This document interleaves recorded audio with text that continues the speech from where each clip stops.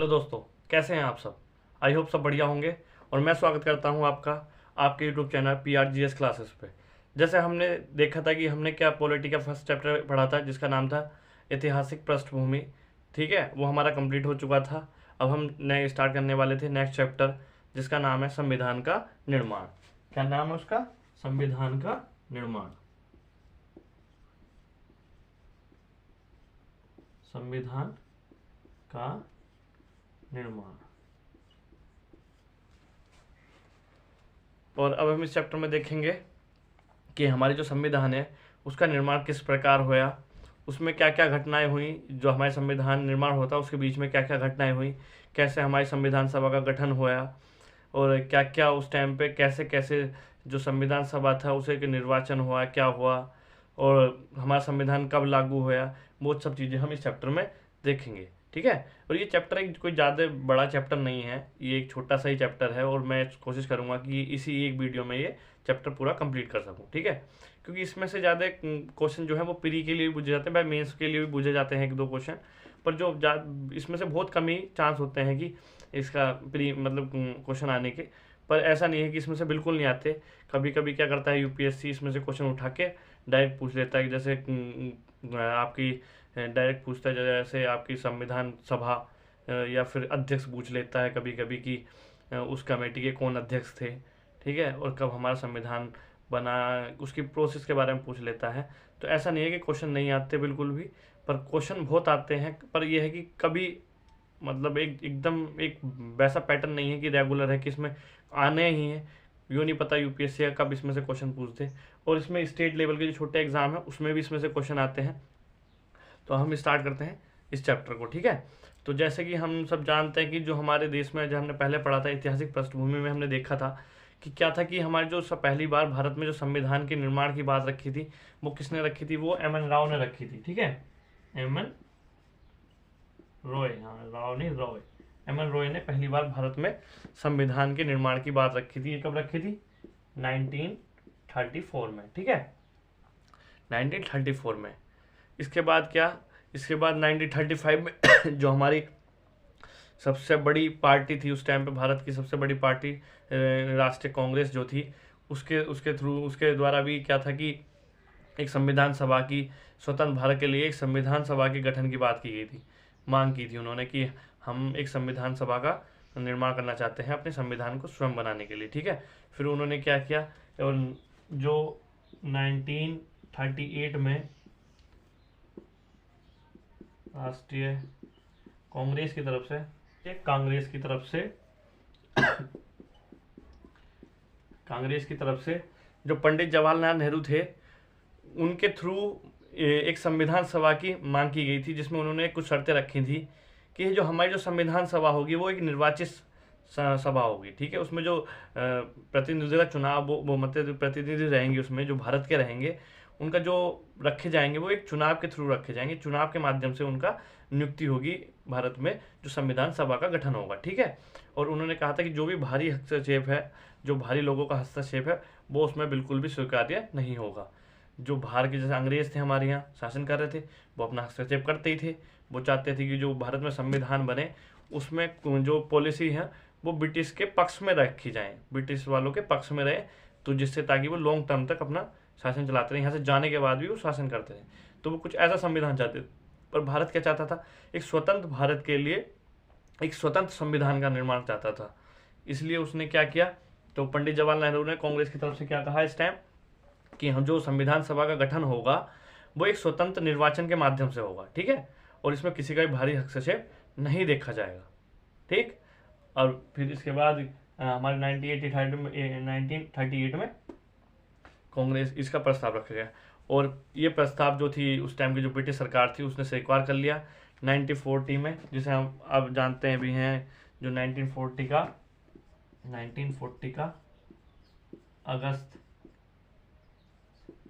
अगस्त प्रस्ताव था। वो जो कांग्रेस का जो प्रस्ताव था इस ब्रिटिश सरकार ने जो स्वीकार कर लिया था, इसी को ही हम 1940 का अगस्त प्रस्ताव कहते हैं। इस टाइम जो अंग्रेजों ने जो जवाहरलाल नेहरू ने शर्तें रखी थी उन्हें स्वीकार कर लिया था। ठीक है, उसके बाद क्या किया अंग्रेजों ने 1942 में 1942 में जो स्टेफर्ड क्रिप्स थे, स्टेफर्ड क्रिप्स क्रिप्स ये जो एक ब्रिटिश संसद के मंत्री थे, इनके थ्रू क्या था कि ब्रिटेन ने एक प्रस्ताव भेजा था भारत में संविधान के निर्माण के लिए। ठीक है, पहले तो इन्होंने क्या किया कि जो कांग्रेस की शर्तें थी, जो इस टाइम जवाहरलाल नेहरू ने रखी थी 1938 में, उसे ब्रिटिश सरकार उसे स्वीकार कर लेती है। ठीक है, उसे हम किस नाम से जानते हैं? 1940 का अगस्त प्रस्ताव के नाम से हम उसे जानते हैं। ठीक है, उसके बाद क्या था कि इन्होंने जब स्वीकार कर लिया तो फिर 1942 में स्टेफर्ड क्रिप्स जो एक मंत्री थे, उनके थ्रू ब्रिटिश भारत में एक प्रस्ताव भेजता है, जिसके थ्रू भारत में संविधान के निर्माण की जो भारतीय थे उन्हें आज्ञा दे, मतलब परमिशन दे दी जाती है कि आप अपना संविधान बना सकते हैं। ठीक है, पर क्या था उस टाइम भारत में उस टाइम जो दो पार्टियों का सबसे ज़्यादा, भारत में दो पार्टियां मेन थी, जिसका सबसे बड़ी जो पार्टी मानी जाती थी भारत में, दो बड़ी पार्टी मानी जाती थी भारत में। एक क्या थी? एक तो राष्ट्रीय कांग्रेस थी। ठीक है, एक मिनट मैं माइक सही कर लेता हूँ। एक तो राष्ट्रीय कांग्रेस थी, दूसरा जो मुस्लिम लीग थी, वो भी एक भारत में एक मेन जो पार्टी थी। ये दो ही पार्टी थी उस टाइम पे भारत में। तो मुस्लिम लीग की क्या मांग थी? पहले से ही मुस्लिम लीग की मांग थी कि वो भारत में एक अलग मुस्लिम बहुल क्षेत्र को अलग, मतलब भारत से अलग करना चाहती थी, पाकिस्तान की मांग कर रही थी। और वो मुस्लिम लीग एक अलग संविधान सभा की मांग कर रही थी कि हमारा बंटवारा भी कर दिया जाए, हमें एक अलग देश बनाने की मान्यता मिल जाए और एक अलग संविधान सभा की परमिशन मिले, बनाने की परमिशन मिले। पर ब्रिटिश इसे मना कर रहे थे। ब्रिटिश ने इस प्रस्ताव इसे मना कर दिया। जब मुस्लिम लीग ने इसे स्वीकार करने से इसे स्वीकार नहीं करा, तो अब फिर क्या ब्रिटिश के दिमाग में, फिर ब्रिटिश अब जो बहुत ज़्यादा कंफ्यूज हो गए, फिर क्या करा जाए। तो अब उन्होंने क्या किया, इसके बाद उन्हें एक कैबिनेट मिशन भेजा। कैबिनेट मिशन में ये था, ज़्यादा कुछ चीज़ें नहीं थी, कुछ मेन चीज़ें थी कैबिनेट मिशन में, कि वो मैं चीज़ें लिखवाऊंगा क्या क्या थी। पर कैबिनेट मिशन ने क्या किया, पहले मुस्लिम लीग था उसे मना लिया उस चीज़ के लिए, कि ज़्यादा कुछ चीज़ें उसमें रखी नहीं गई थी। पर यह था कि मुस्लिम लीग उस चीज़ों को मना नहीं कर पाई थी, उन चीज़ों को मान लिया था कि उन्होंने कहा था कि आप पहले एक संविधान का निर्माण करो, इलेक्शन होगा, उसके बाद जो इसकी सीटें आएंगी उसके हिसाब से कॉन्स्टिट्यूशन का निर्माण होगा। तो अब इसमें मैं बताता हूँ जो हमारा क्रिप्स, जो मुस्लिम लीग ने 1942 के जो क्रिप्स मिशन थी, उसकी जो संविधान सभा के निर्माण की जो प्रस्ताव था उसे ठुकरा दिया था। तो अब ब्रिटिश ने क्या किया, ब्रिटिश ने कैबिनेट मिशन भारत भेजा। कौन सा mission? Cabinet mission. Cabinet mission Bharat भेजा।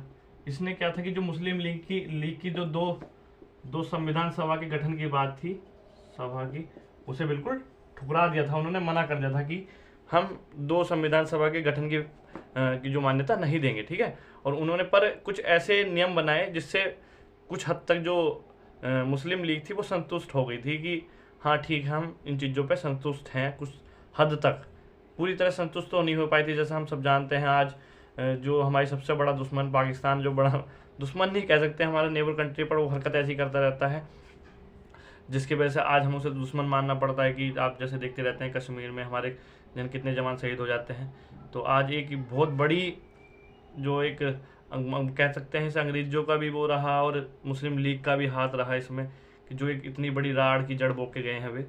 ठीक है, तो दो संविधान सभा को उन्होंने मना कर दिया था। पर कुछ हद तक मुस्लिम लीग को संतुष्टि हो गई थी कि इस मिशन के थ्रू, मतलब संतुष्ट हो गए थे कि इस मिशन के, तो जो ये मिशन था कैबिनेट मिशन, इसकी जो योजनाएं थी। तो हम देखते हैं इसकी क्या क्या इसकी विशेषता थी। इसमें कुछ पहला क्या था, जो लोग थे इस मिशन के थ्रू, जो मतलब जो संविधान सभा गठन होना था, उसमें जो 389 सीटें रखी गई, 389 उसमें सीटें रखी गई थी, जिनमें से 296 जो सीटें थी वो ब्रिटिश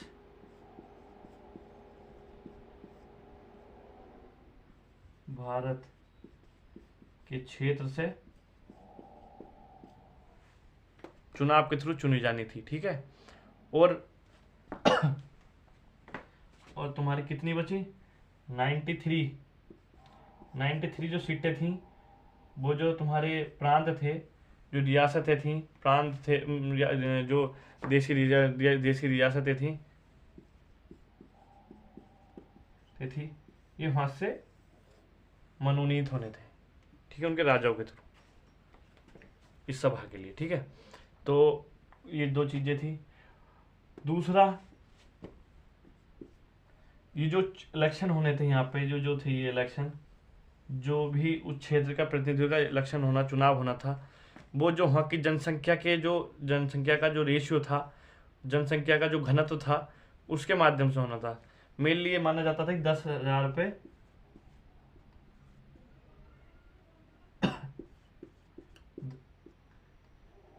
10,000 पे एक व्यक्ति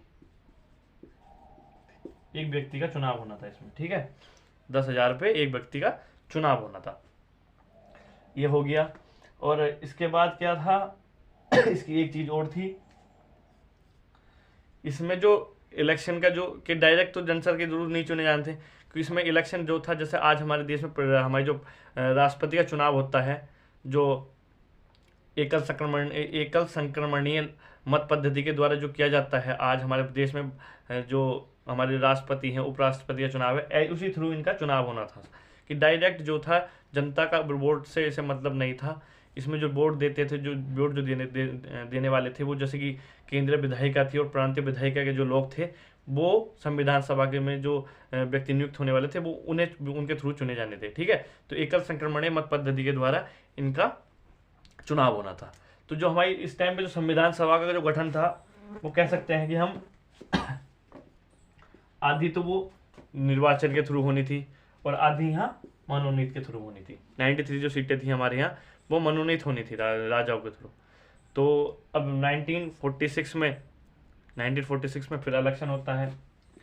जब 1946 में इलेक्शन होता है, उसमें हम क्या देखते हैं, कांग्रेस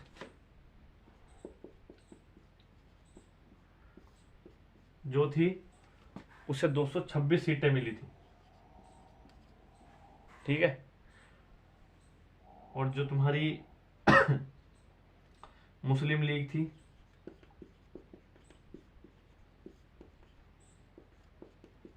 उसे 73 सीटें मिली थी। और 15 सीटें जो आम पार्टियां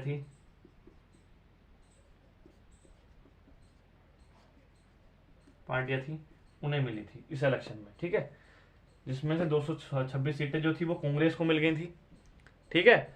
और जो मुस्लिम लीग थी उसे 73 सीटें मिली थी। 15 सीटें जो थी वो आम पार्टियों को वहां मिली थी, ठीक। तो अब इसके बाद क्या था, संविधान सभा का जो था, वो संविधान सभा गठन किया जाता है। संविधान सभा का जो गठन किया जाता है वो 9 नवंबर, एक मिनट से मैं रफ कर देता हूं।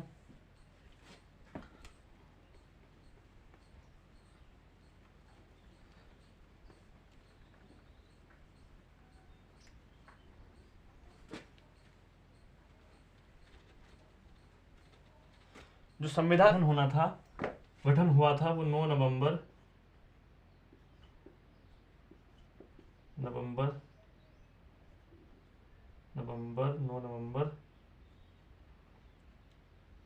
1946 को हमारे देश में जो संविधान सभा थी उसका गठन हुआ था। और इसमें क्या था कि इसमें ना तो मुस्लिम लीग ने अपना योगदान दिया, मुस्लिम लीग इससे बाहर हो गई थी। और जो देसी रियासतें थी, उन्होंने अपने प्रतिनिधि को इसमें नहीं भेजा था, ठीक है। तो सिर्फ जो कांग्रेस थी, उसी के जो सदस्य थे, उनके थ्रू ही इस संविधान सभा का गठन किया गया था। और इसके बाद क्या था, इसके बाद ना हमारे जो पंडित जवाहरलाल नेहरू थे, उन्होंने अपनी जो एक प्रस्तावना, जो आज हमारे संविधान में जो प्रस्तावना है, उसका लोकार्पण किया था उन्होंने। उस संविधान सभा में एक प्रस्ताव पेश किया। जो प्रस्ताव में क्या था, उस प्रस्ताव को हम जानेंगे।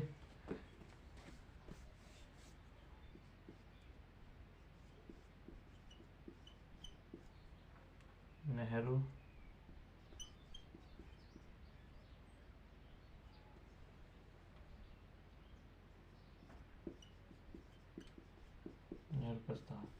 इसमें क्या था, इन्होंने जो संविधान था उसकी मूल रेखा और उसके ढांचा उसका, हमारे जो देश में हमारे संविधान होगा उसका क्या ढांचा होगा, उसकी क्या मूल संरचना होगी, उसके बारे में बताया था। इन्होंने कहा था कि जो हमारे देश का जो संविधान बनेगा, इस प्रस्ताव के माध्यम से इन्होंने बताया था अपने भाषण में, जो इनका पहला संविधान सभा में इनका भाषण हुआ था, उसमें इन्होंने कुछ मेन चीज़ें बताई थी जो हमारे लिए जानना बहुत इंपॉर्टेंट है।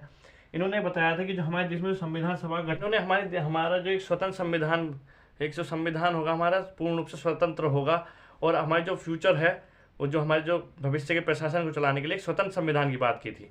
इन्होंने क्या कहा था कि जो इसमें इस हमारा जो संविधान होगा वो प्रत्येक लोगों को आर्थिक, राजनीतिक, सामाजिक रूप से पूरा स्वतंत्र छूट देगा, सुरक्षा प्रदान कराएगा, और किसी भी कार्य के लिए, जैसे कि और समान नागरिक संहिता की बात की थी इन्होंने जैसे समान सभी के लिए विधिक न्याय की बात की थी।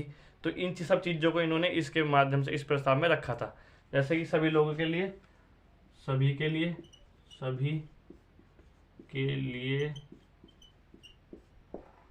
आर्थिक, राजनीतिक,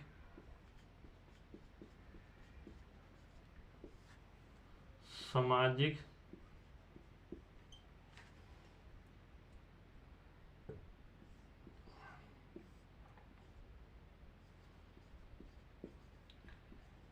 सुरक्षा की बात की थी इन्होंने, ठीक है। दूसरा इन्होंने इसमें कहा था कि जो भी भारत का क्षेत्र है उसकी जो सीमा का निर्धारण है वो भारत के द्वारा जो बनाया गया संविधान के थ्रू ही, उसके संविधान के माध्यम से ही किया जाएगा, ठीक है। भारत की सीमा का निर्धारण की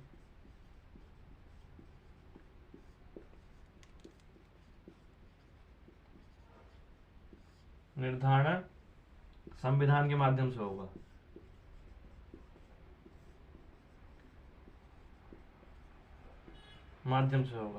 तीसरा इन्होंने क्या कहा था, जो महिलाएं हैं हमारे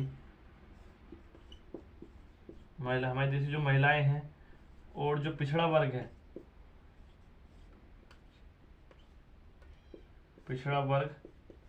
उसे को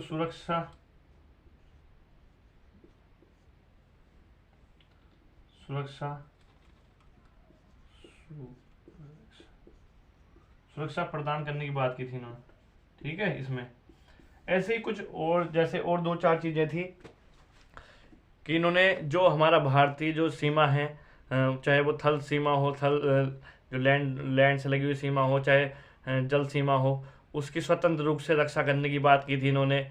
जो हमारा भारत का जो विश्व में क्षेत्र है उसे भारत की मान्यता दिलाने की बात की थी, और उसकी जो देश में विश्व में शांति प्रक्रिया है, शांति के लिए कार्य करने की बात की थी इन्होंने, ठीक है। ये कुछ चीज़ें थी इसमें जो इनके माध्यम से रखी गई थी। इसके बाद क्या था कि जो मुस्लिम लीग थी वो तो इसमें शामिल थी नहीं, और अब क्या हो जाता है, हमारा जो माउंटबेटन है वो अब भारत को अलग करने का प्रस्ताव पेश कर देते हैं कि भारत को और पाकिस्तान को 2 देश अलग कर दिए जाएंगे, ठीक है। और अब पाकिस्तान का अलग संविधान होगा, भारत का अलग संविधान होगा। अब इसके बाद क्या था कि जो देशी रियासतें जो भारत में आई थी वो भी इस संविधान सभा में शामिल होना स्टार्ट हो गई थी। जो मुस्लिम लीग के जो सदस्य थे जो भारत में आ रह गए थे, जो भारत के क्षेत्र में आ गए थे वे भी हमारी जो संविधान सभा थी उसमें ही शामिल हो गए थे।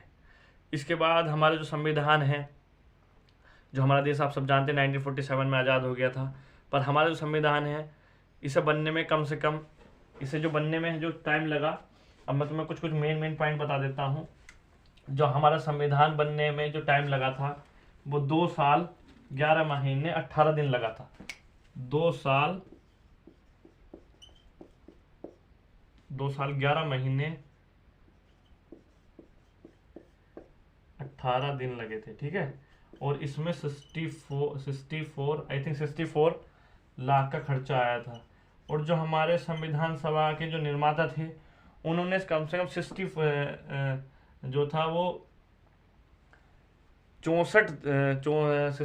देशों की, एग्जैक्ट मुझे याद नहीं है, लगभग मैं लिख देता हूँ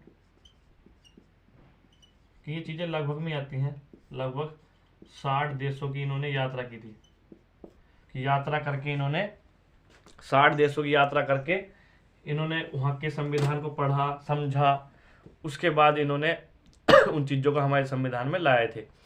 और इन्होंने 114 टोटल 114 बैठकें की थी हमारे संविधान के निर्माण को बनाने के लिए, ठीक है, ये था। और फिर हमारा जो संविधान है, वैसे तो हमारा जो संविधान कहते हैं, जो मेन संविधान जो हमारा लागू हुआ था वो साहब जैसा आप सब जानते हैं 26 जनवरी 2050 को हुआ था, ठीक है, 1950 को हुआ था। पर कुछ जो प्रावधान थे वो हमारे 9 नवंबर जो थे वो 26 नवंबर 2049 को हो गए थे, लागू कर दिया गया था। उसमें कुछ ही प्रावधान किए गए थे, क्योंकि उस टाइम पे क्या था, जो 26 नवंबर है वो एक हमारे जो संविधान निर्माता लोग थे उसे याद रखना चाहते थे, जो फिक्स हुआ था वो उसी टाइम पे हुआ था, ठीक है। तो जो 26 जनवरी 1949 को जो प्रावधान लागू हुए थे उसमें कुछ ज़्यादा चीज़ें नहीं थी। उसमें जो निर्वाचन की पद्धति के बारे में था, उसमें कि जो निर्वाचन का कैसे होए, संविधान का गठन मतलब जो संसद का गठन कैसे होगा, फेयर इलेक्शन के लिए बात की गई थी। तो मैं कुछ आर्टिकल है वो बता देता हूँ, जैसे आर्टिकल 2, आर्टिकल 3, आर्टिकल 4, 5, 6, 7, 8, 9, 32, ठीक है, 182, कुछ ये आर्टिकल थे जो उस टाइम पे लागू कर दिए गए थे, ठीक है। और बाकी जो हमारा संविधान था वो 1950 को ही लागू हुआ था। अब हमारे जो संविधान था लागू हो गया, ठीक है। अब हम पढ़ते हैं, जो कुछ लोगों ने इनकी संविधान की कुछ बुराइयां भी की थी। संविधान बनने के बाद अनेक जो लेखक कह सकते हैं और देश के जो राजनीतिज्ञ थे उन्होंने हमारे संविधान की बुराई की थी। सबसे पहले बुराई तो इन्होंने ये की थी कि इसमें जो था कि लोगों का प्रतिनिधित्व नहीं था, डायरेक्ट प्रतिनिधित्व, क्योंकि जो संविधान सभा का जो निर्वाचन हुआ था वो लोगों के थ्रू नहीं हुआ था, वो जो विधायक थे उनके थ्रू किया गया था। तो इसलिए उसे डायरेक्ट प्रतिनिधि होने के कारण उन्होंने इसे एक जो था एक पारदर्शी नहीं माना था इसे। दूसरा, इसमें कांग्रेस को ज़्यादा मान्यता है। इस कांग्रेस में इस जो संविधान पे है उस पर कांग्रेस का ज़्यादा वर्चस्व है। इसकी बात की थी कुछ लोगों ने कि भाई इसमें जो अधिकतर लोग थे वो कांग्रेस के थे, वो हम जानते हैं कांग्रेस के ही थे, तो इसलिए इसे कांग्रेस का भी संविधान कहा जाता है। दूसरा, इसमें वकीलों का वर्चस्व ज़्यादा था, कि उस टाइम जो लोग थे, जो संविधान निर्माता थे, वो अधिकतर वकील थे। और जैसे भी हम सबने जानते हैं, जब हम संविधान पढ़ते हैं या पॉलिटी पढ़ते हैं, उसमें बहुत सारी ऐसी वर्ड हैं जो एक वकील के थ्रू ही समझा जा सकता है, आम आदमी उन चीज़ों को नहीं समझ सकता। तो एक कड़ा होना इसका, ऐसी कुछ चीज़ें थी। और एक दो चीज़ें और थी जो वैसे ये आती नहीं है, पर मैं आपको बेसिक नॉलेज के लिए बता रहा हूँ। ये चीज़ें थी जो हमें समझनी थी। तो ये हमारा चैप्टर कंप्लीट हो जाता है और हम अब नेक्स्ट चैप्टर मिलते हैं। अब जो मेन पॉलिटी है, जो मेन वो है, अब यहाँ से स्टार्ट होती है। जो पीछे का था वो आपकी बेसिक नॉलेज के लिए था। क्वेश्चन इसमें से भी आता है, पर इतना हाईली इसमें से क्वेश्चन नहीं आते। तो अब हम देखते हैं नेक्स्ट चैप्टर। अब जल्दी मिलते हैं नेक्स्ट चैप्टर में। और आप सभी को दिवाली की हार्दिक शुभकामनाएं। और भाई कमेंट किया करो, आपके कमेंट से ही मुझे हौसला मिलता है और मुझे अच्छा करने की और अच्छा करने का हौसला मिलता है। तो आप कमेंट कीजिए, लाइक कीजिए, ठीक है, और हो सके तो सब्सक्राइब भी करो। जैसा कि हम सब जानते हैं कि प्री में क्या होता है कि हमारे कुछ समितियों के बारे में ज़्यादा पूछा जाता है, जो स्टेट्स के जो एग्ज़ाम होते हैं, या हमारे जो IAS का PCS होता है, ये PCS एग्ज़ाम UPSC का जो एग्ज़ाम होता है उसमें प्री में, और PCS का जो एग्ज़ाम प्री का एग्ज़ाम होता है उसमें इन समितियों के बारे में बहुत पूछा जाता है, समितियों के बारे में काफ़ी मालूम किया जाता है। तो मैंने यहाँ कुछ कमेटियाँ समितियों के नाम लिखे हैं जो आई होप आपके लिए बहुत इंपॉर्टेंट होगी। मैंने वही समितियाँ ली हैं जो अधिकतर इम्पोर्टेंट है, और बाकी और भी हैं जिन्हें मैं आपको एक लिस्ट बना के प्रोवाइड करा दूंगा बाद में। तो आप वैसे कि यही आपके लिए बताई जाएंगे, बाकी आप जो आपके पास स्टैंडर्ड बुक होगी उसमें से भी आप याद कर सकते हैं, ठीक है। तो जैसे पहली एक समिति थी, संघ शक्ति समिति जो थी, उसके जो अध्यक्ष थे वो जवाहरलाल नेहरू थे, ठीक है। संघीय संविधान समिति जो थी उसके भी जो अध्यक्ष थे वो भी जवाहरलाल नेहरू थे। प्रांतीय समिति जो थी उसके सरदार वल्लभ भाई पटेल थे। जैसा आप सब जानते ही हैं कि सरदार वल्लभ भाई पटेल ने ही हमारे देश के सभी राज्यों को जो जो संविधान, जो भारत और पाकिस्तान का बंटवारा हो गया था, उसके बाद जो राज्य थे, कुछ राज्य ऐसे थे कि जो पाकिस्तान में मिलना चाहते थे, जैसे हैदराबाद, जम्मू कश्मीर, इन राज्यों को जो था, आप सब जानते हैं कि बहुत सारे और भी राज्य थे, उन्हें सबको मिला के भारत को अखंड भारत बनाने के जो सबसे पीछे जो सबसे ज़्यादा जो मेन आदमी, मेन जो लीडर थे, वो सरदार वल्लभ भाई पटेल ही थे। उन्होंने सभी राज्यों को एक साथ मिलाया, चाहे वो डंडे, वो कहते हैं, उनकी कहावत है कि वो एक हाथ में गाजर और एक हाथ में डंडा रखते थे। जो गाजर खाए, गाजर से मान जाए वो अच्छा है, जो नहीं माने फिर वो डंडे से डरा देते थे, जैसे हैदराबाद के निज़ाम को उन्होंने डराया था। तो इसलिए उन्हें प्रांतीय जो समिति थी उसके जो अध्यक्ष थे वो सरदार पटेल थे। जो संविधान की प्रारूप समिति थी, जो संविधान का जो क्या प्रारूप होगा, उसके जो अध्यक्ष थे वो डॉक्टर BR अम्बेडकर थे। जो मौलिक अधिकार की जो समिति उसके जो अध्यक्ष थे वो भी सरदार पटेल थे। संचालन समिति, जो संविधान सभा है उसके जो संचालन कौन करेगा, वो जो है डॉक्टर राजेंद्र प्रसाद थे। ठीक है, इसके अध्यक्ष भी थे। ठीक है, जो संविधान सभा थी उसके अध्यक्ष भी यही थे। राज्य से समझौता समिति जो थी वो उसके अध्यक्ष जो थे वो जवाहरलाल नेहरू थे। ये कुछ समितियाँ थी, बाकी आप सब देख लेना। और आप कहते हो अगर आपका सबका कमेंट आया तो मैं आपको एक लिस्ट बना के प्रोवाइड करा दूंगा। ठीक है, तो आई होप सबको समझ में आया होगा। तो मिलते हैं नेक्स्ट वीडियो में नेक्स्ट चैप्टर के साथ। जय हिंद, जय भारत।